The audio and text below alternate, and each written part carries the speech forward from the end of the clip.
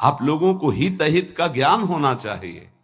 इंद्रियों की मांग को अपनी मांग मानना, मन की विलासता को अपनी मानना, यह आपको बांध देगा, प्रकृति में बांध देगा, माया में बांध देगा। भागना पड़ेगा, संसार स्वीकार करना पड़ेगा, गिरना पड़ेगा। इस बात को अंदर से समझिए। आपको बहुत मजबूत रहना है। अभी तो माया ने कोई प्रश्न ही नहीं किया आपके सामने। अभी तो सिर्फ पढ़ाई चल रही, तब आप भागते हो अंदर से, बाहर से चाहे हमारे नजदीक भले दिखाई दे रहे हो। और जिस दिन प्रश्न आया तो आप ये समझ कितने नंबर आएंगे आपकी परीक्षा के। पहले ही आप मांग कर रहे हो जगत की, तो जब प्रश्न आएगा कि एक तरफ जगत का आकर्षण, एक तरफ प्रभु का आकर्षण, तो आप उत्तर क्या दे पाओगे? क्योंकि पहले ही जगत का आकर्षण है, इसी को तो मिटाना है। नहीं समझ पा रहे आप, इसी को मिटाना है आपको। जथा लाभ संतोष सदा काहू सो कछु न चाहूंगो। जैसे मेरे प्रभु रखे वैसे रहूंगा, कभी कोई चाह नहीं करूंगा। सच्ची मानिए, यदि आप सतमार्ग में चल रहे हैं तो कोई चाह नहीं रहे। जैसे आपसे पूछा जाए क्या आप पसंद करते हैं, नहीं बोलिए आप क्या पसंद करते हैं, किशोरी जी का नाम दे दीजिए, इसमें रति हो जाए। नहीं, वैसे क्या पसंद करते हैं? किशोरी जी का धाम, दिव्य वृंदावन मेरे नेत्रों में झलकने लगे, दे दीजिए आप। इनकी शिवा आपकी हृदय की मांग आपको फंसा देगी। इस शब्दों को पकड़ लीजिए। सत्संग के शब्दों को आप नहीं पकड़ते। आपका मन जब विपरीत चिंतन करता है तो आप कीर्तन कीजिए, वाणी जी का उच्च स्वर से गायन कीजिए। एक बार जीत गए तो 1000 बार इसको पटक दोगे मन को, एक बार हार गए तो 1000 बार पटकी लगाएगा आपको। आप समझो, आप किसी विशेष कृपा से आप चल रहे हैं। अगर इस विशेष कृपा की अवहेलना करेंगे तो आपका परमार्थ रुक जाएगा। पूज्यपाद श्री उड़िया बाबा जी महाराज से स्वामी अखंडानंद जी महाराज प्रश्न करते हैं, बाबा यदि कोई हमारे गुरु और इष्ट की निंदा कर रहा है तो हमारा क्या कर्तव्य बनता है? यदि कोई हमारे गुरुदेव की इष्ट की निंदा करता है तो हमारा उस समय क्या कर्तव्य बनता है? उत्तर, उस उपासक को चाहिए कि उसके सामने जो इष्ट की निंदा या गुरुदेव की कर रहा है वहां से तत्काल हट जाना चाहिए। कभी भी दोबारा उसके पास नहीं बैठना चाहिए। नीति कहती है कि सहन नहीं करना चाहिए, लेकिन प्रीति कहती है कि उठ के चल देना चाहिए, लड़ाई झगड़ा नहीं करना चाहिए। बहुत ये व्यवहार की बहुत काम की बात है। प्राय ऐसा संयोग मिलता है कि हमारे इष्ट और गुरुदेव की अवहेलना करने वाले हमारे रिश्तेदार, नातेदार, संबंधी ही होते हैं, माता या पिता या ऐसे। क्यों होते हैं? क्योंकि जब उनका कोई संबंधी भगवत मार्ग में चलता है तो फिर उनकी भावनाओं के विरुद्ध हो जाता है। अगर वो उनकी भावनाओं का ही केवल पोषण करने लगेगा तो इष्ट गुरु से विरुद्ध हो जाएगा, पक्का, आगे चल के देख लेना। और जब इष्ट गुरु की भावना में वो पुष्ट होता है तो उनकी लौकिक भावनाओं को वो कुछ भी नहीं गिनता। अब उनको लगता है कि ये जो हमारा पुत्र है या पुत्री है या पत्नी है या परिवार का सदस्य है, कितना हमें प्यार करता था, ये जब से गुरु जी से मिला, जब से उपासना में आया, तब से ऐसा हुआ। तो उसकी गुरु के प्रति, इष्ट के प्रति भी निष्ठा नहीं रहती, भक्ति नहीं रहती, और उसी के अंदर से माया निंदा करवाने लगती, बहुत प्रियजनों के द्वारा। अब वहां क्या हमारा कर्तव्य है? हमको पास नहीं बैठना, हमको उनका विरोध नहीं करना। बाबा कहते हैं नीति तो आदेश करती है सहन ना करने की बात। संत शंभुश्री पद अपवादा कही सुनी तहां अस मर्यादा काटी जीव तासु जो बसाई, नीति कहती है। लेकिन बाबा कह रहे हैं भक्ति कहती, प्रीति कहती है कि हमको क्रोध नहीं करना, हमको वैर नहीं करना, बदला लेने की भावना नहीं करना, और ना हमको सुनना है। कान में अंगुली डाल के तत्काल वहां से अलग हो जाना, उससे फिर पुनः मिलना नहीं, उसका संबंध हृदय से अस्वीकृत करना है। जो सहन करता है तो भगवान और गुरुदेव में उसकी प्रीति स्थित हो जाती है। यही जीवन का परम लाभ है। दूर का कोई करे तो चलेगा, बिल्कुल पास का करेगा, नजदीक एकदम विरोध शुरू होगा, बिल्कुल नजदीक शुरू होगा। आपको बचाना है अपने आप को और उसका भी मंगल मनाना है। भगवान से प्रार्थना करनी है कि इसकी बुद्धि शुद्ध हो जाए और अपने को उसके आकर्षण, संबंध, वचन तीनों से दूर हटाना है। क्योंकि भगवान की स्मृति स्वयं श्री भगवान है। अगर आप इष्ट और गुरु की निंदा सुनेंगे, करना तो बहुत दूर की बात, तो आपकी भगवत स्मृति गायब हो जाएगी, स्मृति चली जाएगी। स्मृति गई तो कुछ नहीं रह गया। यहां तक कि उपासक को भगवान से भी बढ़कर भगवान की स्मृति पर भाव रखना चाहिए। यस्य स्मरण मात्रेण जन्म संसार बंधनात्, जिनका स्मरण मात्र संसार में जन्म मरण के चक्र से मुक्त कर देता है, उन प्रभु की स्मृति को प्रभु से भी बढ़कर के मानना है। कोई कहे प्रभु से बढ़कर कैसे हो सकता है? तो प्रभु तो हमारे हृदय में है, लेकिन उनकी स्मृति नहीं है, तो नाना प्रकार के विकारों में हम बंधे बह गए। और जिस दिन से गुरु कृपा से भगवत स्मृति जागृत हुई, तो हमें सुख मिला, शांति मिली, विश्राम मिला। दुख प्रभु नहीं दूर किए, प्रभु तो सबके हृदय में बैठे हैं। प्रभु की स्मृति भजन ने दुख दूर किया। गोस्वामी जी ने भी लिखा है कि सबके हृदय अछत अविकारी, सकल जीव जग दीन दुखारी, तहां वेद अस कारण भाखा। वहां वेद ऐसा कारण बता रहे कि भगवान तो सबके हृदय में अछत अविकारी सुख सिंधु विराजमान है, पर जीव सब दीन दुखी हो रहे हैं, विषयों के प्रति दीन और दुखी हो रहे हैं। उसका कारण क्या है? भजन नहीं है। भगवान के होते हुए दुख निवृत्त नहीं हुआ, लेकिन जे भी भजन प्रारंभ हुआ भगवत स्मृति, वो दुख को जड़ से मिटा दिया। इसलिए भगवत स्मृति भगवान से भी बढ़कर, ऐसे भगवान की स्मृति देने वाले गुरुदेव और जिनकी स्मृति ऐसे हमारे आराध्य देव, अगर इनकी कोई निंदा करे तो मेरा प्रिय कैसे हो सकता है? माया जहां आप एकाग्रता करके प्रभु में लगने की कोशिश करेंगे तो विविध रूपों में आकर आपको आकर्षित करेगी। आप आकर्षित ना हो, आप विरोध से परास्त ना हो, आप अपनी भक्ति को पुष्ट रखें। जो जीव मेरा और तेरा, मैं और मोर, इसी को महत्व दे रहा है, वो भगवान से प्यार नहीं कर सकता। क्योंकि भगवान से प्यार करने के लिए इस मेरा और तेरा को, लौकिक शब्द को मिटाना पड़ेगा। मैं सिर्फ प्रियालाल का हूं, प्रियालाल मेरे, बस ये हृदय की स्थिति होनी चाहिए। देख लीजिए, प्रभु में ऐसी स्थिति, अनन्य चिंतन तभी हो सकता है जब हृदय में बात आ जाए कि मैं प्रभु का, प्रभु मेरे, बस सिर्फ प्रभु मेरे। प्रभु का वैभव रचा हुआ नहीं, प्रभु का जो भी है वो, उससे मेरा संबंध नहीं, प्रभु से संबंध है। प्रभु का रचा हुआ तो अखिल ब्रह्मांडों में रजोगुणी लीला हो रही, तमोगुणी लीला हो रही, सतोगुणी लीला हो रही, नहीं, हमें प्रभु चाहिए। ये लीला नहीं, ये माया नहीं। जितनी भगवान की स्मृति में जन डूबते हैं, उतना ही आनंद का अनुभव होता है।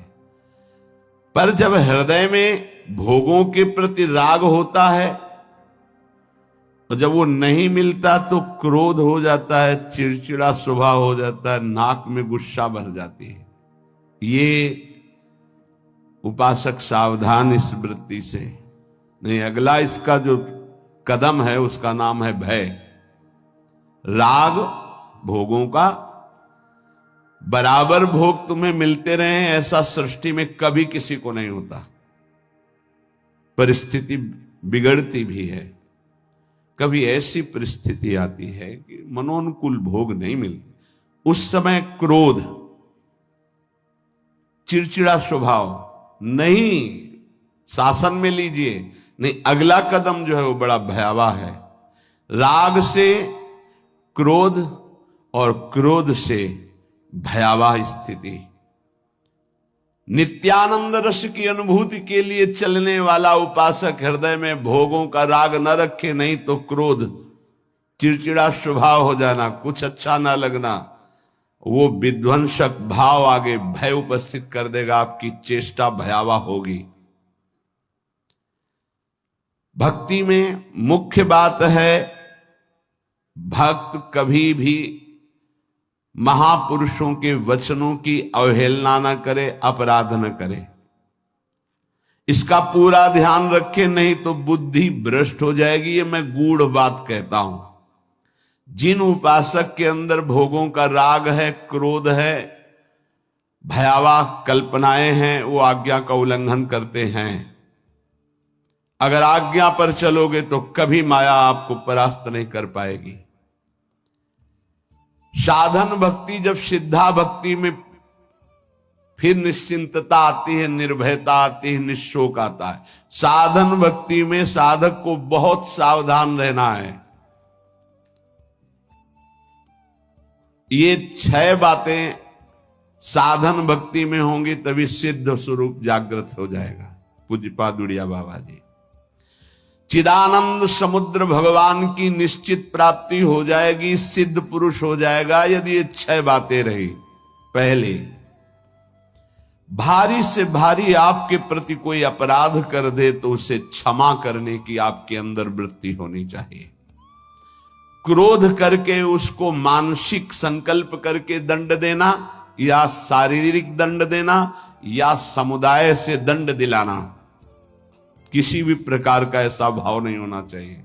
जैसे आप भजन करते हैं, आपके मन में संकल्प बना कि तुमने हमारा अपमान किया है, तुम्हें भगवान देख लेंगे, भोगोगे। तो यदि भजन बल है तो लागू हो जाएगा उस पर और वो कष्ट भोगेगा पक्का। लेकिन वो तो कष्ट भोगेगा शारीरिक, पर आप खाली हो गए। और अब भजन की वो वृत्ति आएगी नहीं, क्योंकि आप सिद्धांत से गिर गए। या आप शारीरिक बलवान हैं, आपने उसको पीट दिया तो आपका भजन बल क्षीण हो जाएगा, आपका मार्ग अवरुद्ध हो जाएगा। या आपके बहुत अनुयायी हैं, उनसे पिटवा दिया।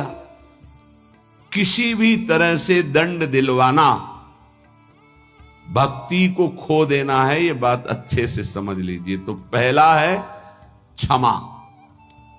किसी भी कारण से एक भारी से भारी अपराधी को भी क्रोध करके दंड देने की भावना ना होना।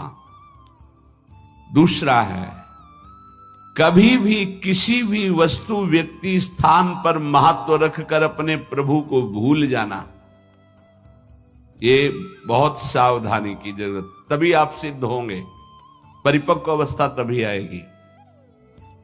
अव्यर्थ कालत्वम, समय व्यर्थ नष्ट कर देना। कब नष्ट होता है समय व्यर्थ? अनुकूल भोग मिल गया, उसमें राजी हो गए, भूल गए भगवान को। अनुकूल व्यक्ति मिल गया, उससे बात करना है, बहुत दिनों बाद मिले, बातचीत, हंसी मजाक, और कैसे हो, भूल गए भगवान को।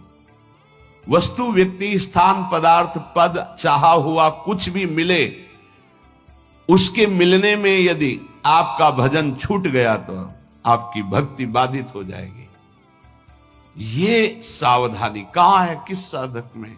कोई बिरला यह ध्यान रखता है कि हमारे सामने अनुकूल वस्तु, व्यक्ति, पदार्थ, घटना, पद, ये अगर कोई भी आवे तो भी हमें अपने प्रभु का स्मरण नहीं छोड़ना। समय 1 मिनट व्यर्थ नहीं होने देना, सिद्ध बनने के लिए, भगवदाकार वृत्ति के लिए, भगवत साक्षात्कार के लिए।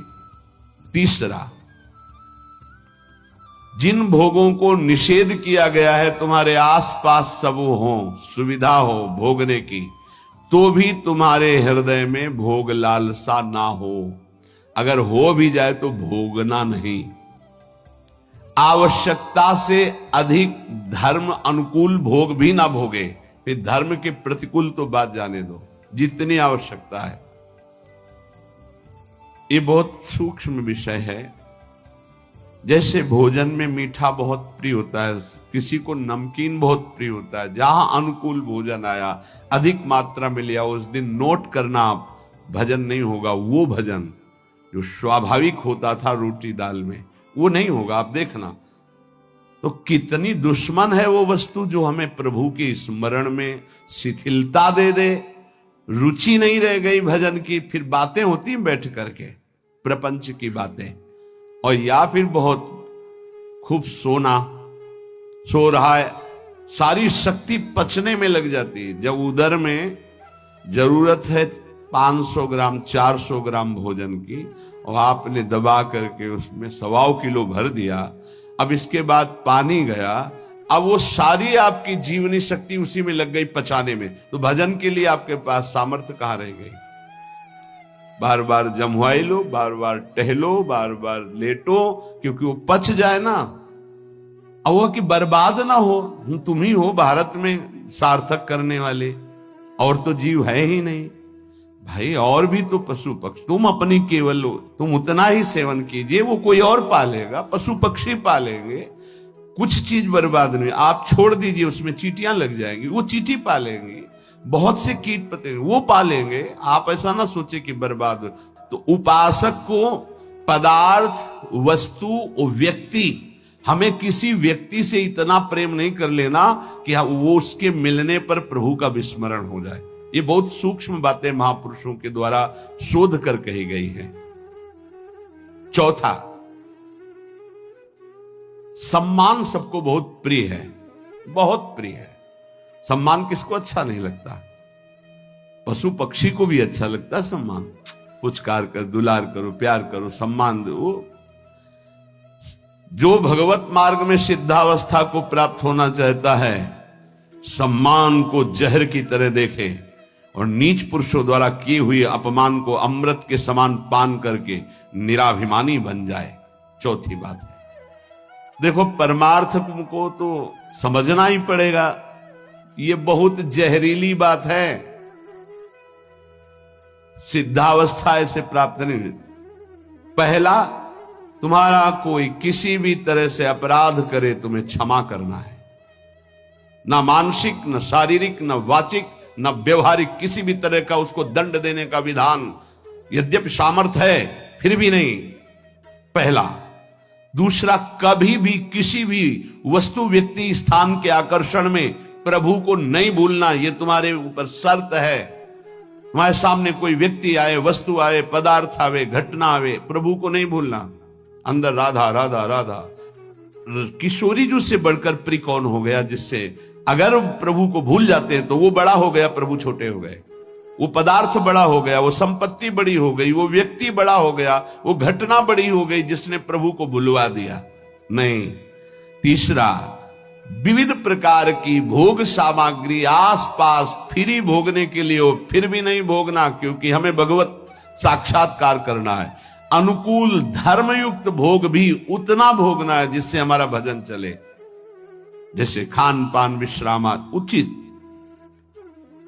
सम्मान सबको प्रिय होता है, अपमान सबको दुखद होता है। भक्त को अपमान अमृत के समान लगता है, सम्मान विष के समान लगता है। उल्टा, वो निराभिमानी होता है। पांचवा, इष्ट देव के चिंतन में बेविचार नहीं होना चाहिए।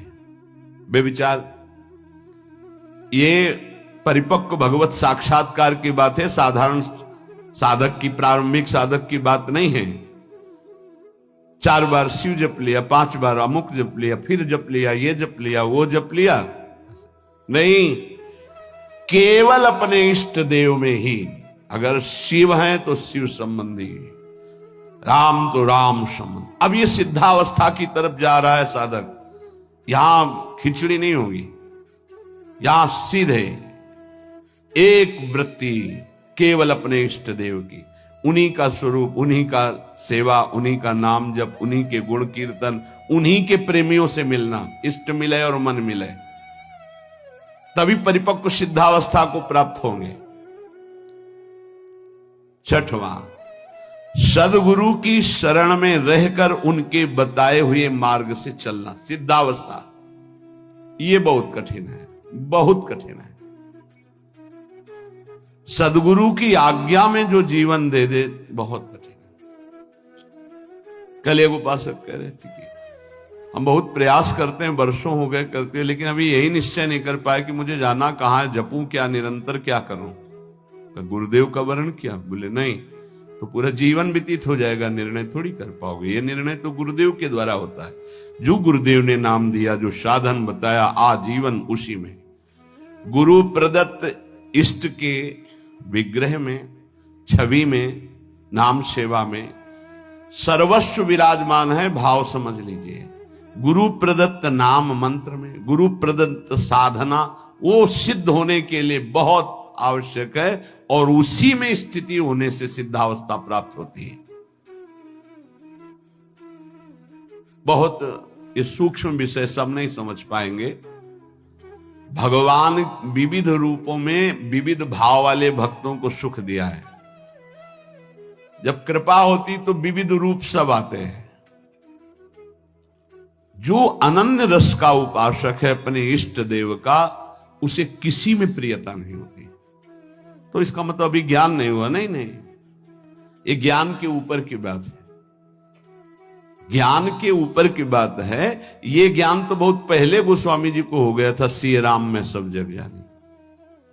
फिर कह रहे बने तो रघुबर ते बने, बिगड़े तो भरपूर, तुलसी और अंते बने, ता बनी बेपे।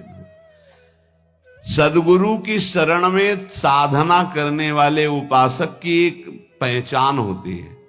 गुरु प्रदत्त इष्ट नाम उपासना के सिवा और कुछ अच्छे नहीं लगेगा।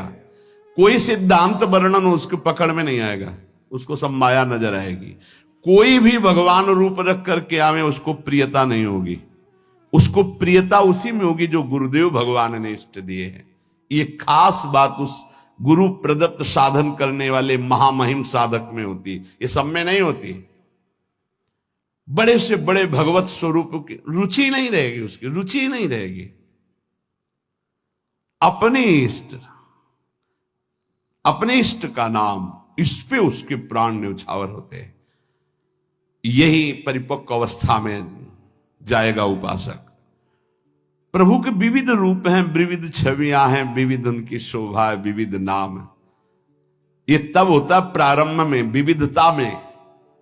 लेकिन जब परिपक्व अवस्था की तरफ, तो गुरु प्रदत्त साधन और साध्य पर दृढ़ निश्चय, अपना कोई भाव।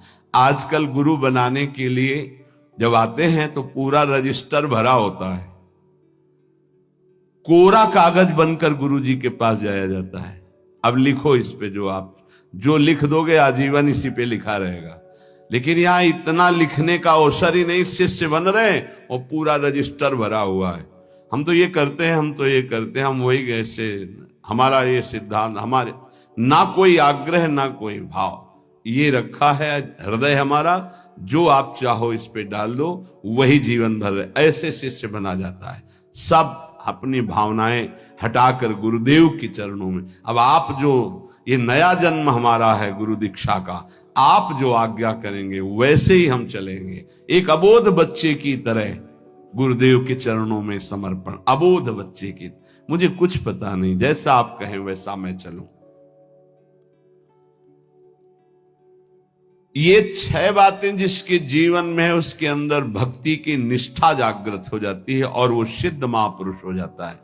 फिर पहला, हर परिस्थिति में क्षमा।